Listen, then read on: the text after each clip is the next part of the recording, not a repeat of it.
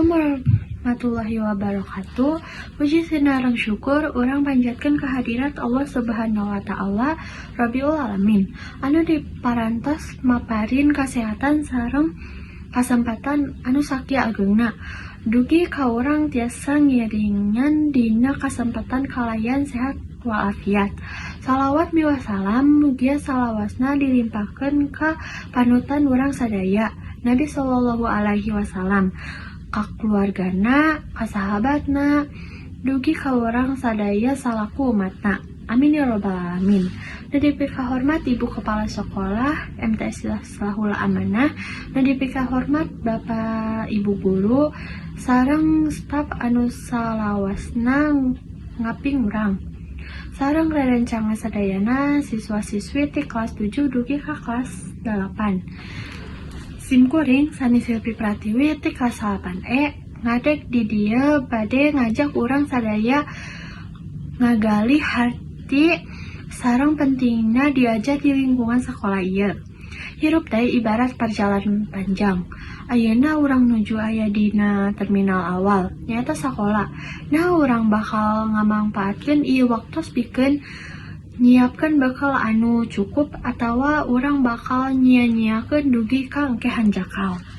Simkuring bade ngabahas ngeunaan 3 kunci pikeun ngahontal kahirupan anu hade anu sadayana aya dinu jero gerbang sakola ieu. Rerencangan sadaya sakola ieu sanes ngan ukur gedung, tembok, sareng meja. Sakola ieu teh mangrupakeun jembatan anu ngahubungkeun impian urang ayeuna sareng kasuksesan urang engke. Anu kahiji, ilmu salaku modal utama. Guru-guru urang ngajarkeun matematika sanes ngan ukur pikeun ngitung, tapi pikeun ngalatih logika urang. Ngajarkeun bahasa Indonesia atawa bahasa Sunda sanes ngan ukur pikeun nyarios, tapi pikeun ngawangun komunikasi anu efektif. Sareng ngajarkeun sejarah supados urang teu mipohokeun akar jati diri urang. Sadayana mangrupakeun modal-modal anu moal beunang dipaok atawa beak.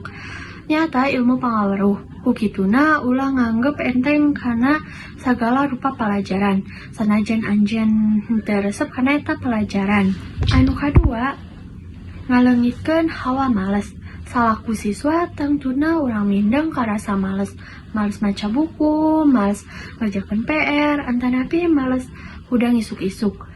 Tapi, hayu urang emut kana impian urang. Upami urang bade janten insinyur, dokter, antanapi guru anu sukses, nah tiasa dihontal ku cara males, tangtos henteu. Hawa males teh racun anu bakal ngahalangan urang tina kasuksesan. Hayu urang robah pola pikir. Anggap buku teh sanes beban, tapi pantun nuju ka dunia anu leuwih lega. Anggap diajar teh sanes kewajiban, tapi pikeun menangkeun kahirupan anu leuwih alus. Pikeun ngamanfaatkeun sakola salaku wadah ngahontal cita-cita urang kedah gaduh komitmen anu kuat.